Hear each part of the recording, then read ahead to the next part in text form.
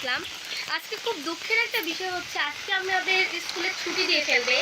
আজকে আর স্কুলে যেতে পারলাম না, এত বৃষ্টি যে আমি যদি বাজারে কষ্ট করে যাইও গাড়ি কিন্তু পাবো না। ঠিক আছে, খুবই বৃষ্টি, খুব খুব অনেক ঝড়।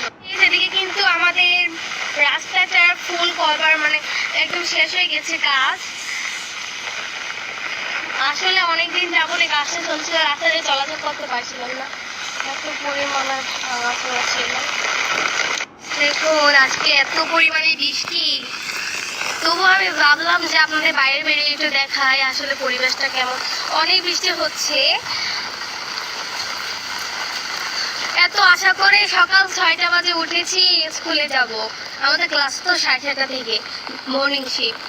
কিন্তু কি আর করা, আজকে যাওয়া হলো না, রেডি মেডি হয়ে গেছে পুরো। ও গাইস, এখানে কি